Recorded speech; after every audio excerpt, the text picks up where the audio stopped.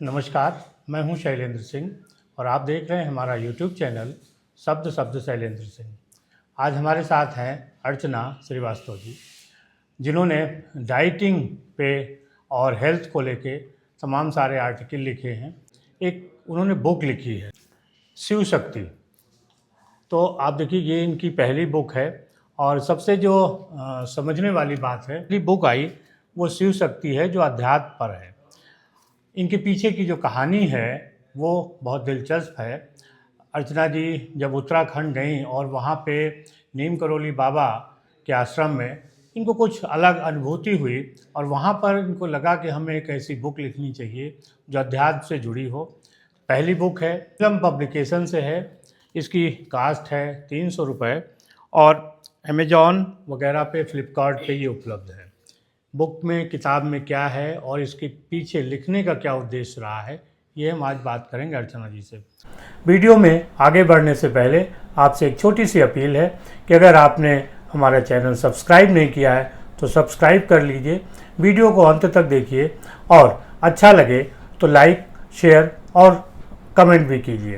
शुक्रिया, बहुत बहुत स्वागत और बधाई आपको इस बुक के लिए। नमस्कार भैया। हाँ। और मैं जैसे कि भैया ने बताया कि शिव शक्ति है, तो पहले तो मैं उन भैया को ये बुक जो है दे रही हूँ। और इस बुक के बारे में मैं ये बताना चाहती हूँ कि ये शिव शक्ति ऊर्जा चेतना का नया आयाम है। और इसमें बेसिकली जो है भगवान की जो मुझे ऊर्जा मिली, जो मैंने बाबा नीम करोली पर भी महसूस की। और उसके अलावा जो है मैंने जो उत्तराखंड में मैंने कई ऐसे अध्यात्म वाली जगह पे मैं गई जहाँ पे मुझे एक अलग सी जो है ऊर्जा का एहसास हुआ। तो मैंने इस बुक में उसके बारे में भी लिखा है कि मैंने उस चीज़ को कैसे प्राप्त करा, मेडिटेशन के माध्यम से मैंने उसको प्राप्त करा है। और जैसे कि भैया ने बोला कि मेरा जो मतलब जो मैं जिस पे काम करती हूँ वो हेल्थ है, फिटनेस है, डाइट है, तो इन चीज़ों पर है। तो ये बुक भी जो है उसी से ही रिलेटेड है, क्योंकि इसमें ऊपर लिखा हुआ है जीवन को कैसे संतुलित करिए। आप अपने मानसिक जो आपको किस तरीके का, आज जो लोग जो है इधर उधर अलग तरीके से भाग रहे हैं, तो उसको कैसे संतुलन अपने जीवन को करा जाए और मानसिकता के किस तरीके से अपने को उपलब्धि दिया जाए और उसका कैसे उद्देश्य जो है आप अपने जीवन को आगे सक्सेसफुल बनाने के लिए करें, कर सकते हैं। तो ये सारी चीज़ें हैं इसमें। मगर इसका देने का जो तरीका है वो थोड़ा सा कहीं अलग है। कैसे? क्योंकि जैसे लोग जो है इस बात को समझ नहीं पाते हैं कि अध्यात्म और पूजा पाठ लोग जो एक तरीका अलग हो जाता है कि हमने भजन कीर्तन के माध्यम से भगवान को याद किया और उसमें जो है आप कहीं पर ढल गए। मगर जो मेरा तरीका है वो ये था कि मतलब मैंने इसको अध्यात्म, इसमें मेडिटेशन मैंने उस पे करा है। और मेडिटेशन के बाद, करने के बाद मैंने वहाँ पे साल भर जो है टोटली जा कर के मेडिटेशन करा, उस पे काम किया। और मेडिटेशन एक ऐसा माध्यम होता है कि जो आपके इंटरनल जो डोर्स होते हैं अध्यात्म के, आपका मानसिक जो चीज़ें होती हैं वो खोल देती है। उसको मैंने इसमें मेंशन करा है। आप इस बुक को ज़रूर पढ़िएगा, क्योंकि इसको जब आप पढ़ेंगे तभी इसके बारे में पता चलेगा। ये चीज़ें बहुत इम्पॉर्टेंट होती है कि आप अपने जीवन को किस तरीके से लेके चल रही हैं। अर्चना जी के कहने का ये मतलब है कि जो बुक लिखी है वो काफ़ी रिसर्च के बाद उनके अनुभवों पे आधारित है और इसे सामान्य तरीके से नहीं कि आपने सोचा और आप लिखने लगे। उन्होंने जो अनुभव किया उन क्षेत्रों के बारे में उस पे लिखा है। इसके आगे की क्या प्लानिंग है आपकी? अब इसके आगे की ये प्लानिंग है मेरी कि मैं, क्योंकि हेल्थ और डाइट और फिटनेस पे ही काम करती हूँ, तो मेरा अपना खुद का यूट्यूब भी चैनल भी है, अर्चना हेल्थ क्योर। तो मैं अब काफ़ी सारी बुक्स जो हैं उस पर भी मैं लिख रही हूँ कि किस तरीके से आपको फिटनेस दिया जाए, किस तरीके से आप मानसिक संतुलन को बना के रखिए और कैसे आप अपना स्ट्रेस को जो है रिलीव कर सके। डिफरेंट टॉपिक्स पे मैं बुक्स और लिख रही हूँ, जो कि अप्रैल और मई तक जो है आ जाएंगी। वो बुक्स भी मिलेंगी। और जैसे कि भैया ये बुक के बारे में बता रहे हैं, तो मैं थोड़ा सा आपको ये भी बताना चाहूँगी कि इस बुक में मैंने काफ़ी कुछ मेंशन करा हुआ है और इसमें जो है शिव और शक्ति आप देख रहे होंगे। एक्चुअल में जो शिव और शक्ति का जो ऊर्जा होती है वो लोगों को कैसे महसूस करे, और भगवान जो शिव और शक्ति हैं वो आपको एक तरीके से काफ़ी ज़्यादा चीज़ों को लेकर के बताने का रास्ते देते हैं, मगर लोग उसको समझ नहीं पाते हैं। तो उसको किस तरीके से अपनी ज़िंदगी में ढालें कि आपका लाइफ जो है बैलेंस्ड हो। अच्छा। क्योंकि आज के जीवन में ये सबसे इम्पॉर्टेंट होता चला जा रहा है कि आप अपनी लाइफ को जब तक बैलेंस नहीं करेंगे तब तक आप सुखी नहीं रह पाओगे।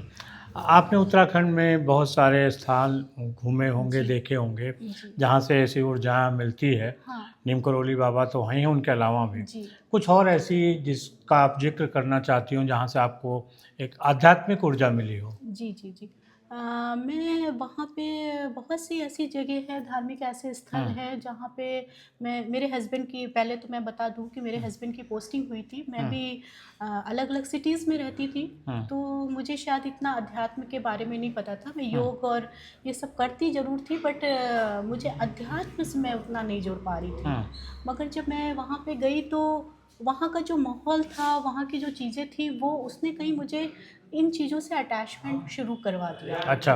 हाँ, एक अद्भुत शक्ति जो है वहाँ पर आपको खुद महसूस होनी शुरू हो जाएगी, बट आपको उसके लिए थोड़ा सा कहीं पे बहुत पेशेंटली आपको वहाँ पर रुकना पड़ेगा, समझना पड़ेगा, और आप मतलब वो ऐसी शक्तियाँ होंगी जो जिससे आप कम्युनिकेशन शुरू कर देंगे। अच्छा, कम्युनिकेशन कुछ कुछ का जिक्र कर सकती हैं? नीम करोली बाबा के यहाँ कैसा लगा?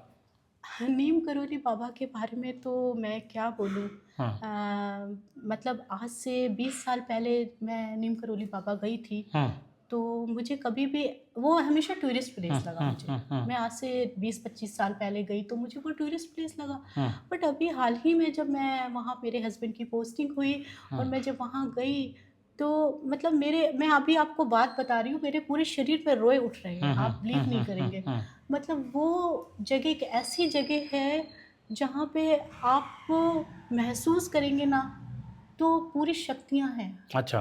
पूरी शक्तियाँ हैं। मतलब मेरे आँखों में आँसू आ गए जब मैंने देखा कि वहाँ पे लोग जो है ऐसे बैठे हैं, बाबा से अपनी चीज़ों को बोल रहे हैं, कह रहे हैं, माँग रहे हैं। मतलब वो वहाँ का जो दृश्य था मेरे लिए एक ऐसा, मतलब मैं उस चीज़ को शायद उतना आपसे बयान नहीं कर पा रही हूँ, मगर मैं लोगों को यही ज़रूर कहूँगी कि अगर उन्हें सच में उनके अंदर कोई दिक्कत या परेशानी है तो बाबा के आगे आके नमन ज़रूर करें। अच्छा, आपने अपने जीवन में क्या बदलाव फ़ील किया वहाँ पहुँचकर? मैंने बहुत सारी चीज़ें चेंज कर ली हैं। मुझे ऐसा लगता है, ये किताब भी उसी का नतीजा है। हाँ, मैं आपको बताऊँ कि एक वर्ड होता है ना, बोलते हैं ना, ना पाने का भय, ना खोने का भय, तो वो जो उस होता भाव है, से ऊपर चली गई। अब मैं उस भाव से ऊपर चली गई हूँ। मुझे मतलब अब कुछ भी नहीं है, मतलब मैं अपने जीवन का वो डोर खोल चुकी हूँ जहाँ पे सारी चीज़ बहुत न्यूट्रल है, बहुत न्यूट्रल है। मतलब लोगों को देखने की दृष्टि भी मेरी चेंज हो चुकी है, और मैं तो लोगों को ये भी बोलूँगी कि उस दृष्टि को, अगर वो उस दृष्टि से लोग समाज में जो है देखना शुरू कर देंगे तो वो जितना स्पॉइल हो रहे हैं या समस्याओं से घिर रहे हैं वो कहीं पर उनका कम हो जाएगा। अच्छा, ये तो बाबा का जिक्र था, और कोई ऐसी मंदिर है, कोई ऐसी जगह है जिसका जिक्र आप करना चाहें? एक मेडिटेशन का बाबा जी का आश्रम है, मैं वहाँ गई, जिनका नाम है महाअवतार बाबा जी। अच्छा, किस जगह पे है? ये आपको है उत्तराखंड में ही है। उत्तराखंड से करीब हार्डली 50, 60, 70 किलोमीटर दूर है, और द्वारहाट एक जगह पड़ती है, द्वारहाट के पास में है। अच्छा। बहुत टफ जगह थी, और ऐसी टफ जगह थी कि मतलब, मगर बाबा जी का बुलावा था और मैं इन सब चीज़ों पे बहुत बिलीव करने लगी थी, और मैं तो टोटली मतलब पूजा तो मैं नहीं कह सकती, मैं अध्यात्म हो चुकी थी, और बाबा जी का बुलावा था तो मुझे लग रहा था कि अब मुझे जाना है इस जगह पे। अब वो इतनी टफ जगह कि वहाँ भालू निकल रहे हैं, आपने थोड़ा सा भी पैर गलत रख दिया तो आप जब कहीं हो सकता है नीचे गिर जाए। मतलब ऐसी टफ जगह थी, और बहुत वो ऊंचाई पे है, मतलब वो समझ लीजिए कि सबसे ऊंचा पॉइंट है। अच्छा। हाँ, महाअवतार बाबा जी का। और वो वहाँ पे सब फॉरेनर्स ही जाते हैं जिनको मेडिटेशन वगैरह करना होता है। तो अब मेरा तो मन में आ चुका था कि बाबा जी जाना का, है। हाँ, मुझे तो बाबा जी के पास जाकर मेडिटेशन करना, और वो बहुत सच्चे महाअवतार बाबा जी है। मैं तो बहुत उनको नमन करती हूँ कि उन सब का ही माध्यम है ये। तो मुझे बुलाया और मैंने वो टफ जो उनकी यात्रा थी उसको करके मैं वहाँ गई और काफ़ी मेडिटेशन भी करा। मैंने वहाँ पे मैं कई ऐसे बड़े बड़े अधिकारियों से मिली जो बड़ी बड़ी पोस्टों पे थे और वहाँ बाबा बने बैठे हुए थे। तब मुझे रियलाइज़ हुआ कि आखिर जीवन में ऐसा क्यों, जिस चीज़ के पीछे लोग भाग रहे हैं, सक्सेस के पीछे, उसे लोग पैसे के पीछे, वो इंसान उसको छोड़ करके यहाँ आ गया। यहाँ मेडिटेशन क्यों कर रहा है। तो ये जो है, ये पॉइंट जो है जीवन का एक बहुत बड़ा सुखद पॉइंट होता है, जिसको हम प्राप्त करते हैं तो हमारा माइंड जो है एक्चुअल में सुखी होता है। आप अदरवाइज देखिए कि कितना भी आप सक्सेस के पीछे भागते रहिए, क्या उसके बाद इंसान सक्सेस होता है, मतलब क्या वो सुखी अपने आप को महसूस करता है? नहीं करता है। आप कितना भी कर लीजिए, आपके पास एक लग्जरी गाड़ी होगी, फिर भी आप सुखी नहीं होंगे। आपको लगेगा यार उसके पास बहुत अच्छी गाड़ी है, मुझे तो वो गाड़ी चाहिए। तो मेरा बेसिकली कहने का मतलब नज़रिया यही है समाज में कि आपके पास जो है उसमें सुखी रहिए, माइंड को संतुलित रखिए और मतलब किसी चीज़ की होड़ नहीं जी, क्योंकि ये बहुत जो लाइफ है ये बहुत बैलेंस्ड करके हुई चाहिए।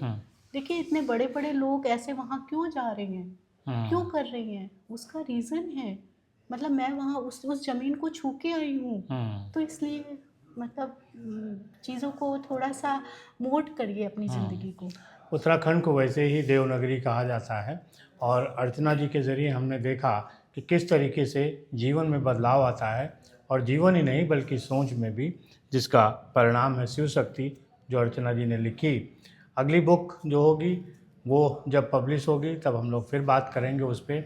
बहुत शुक्रिया आपका, और दोस्तों आपका भी शुक्रिया कि आप इतने लंबे समय तक हम लोगों के साथ बने रहते हैं। धन्यवाद। Thank you.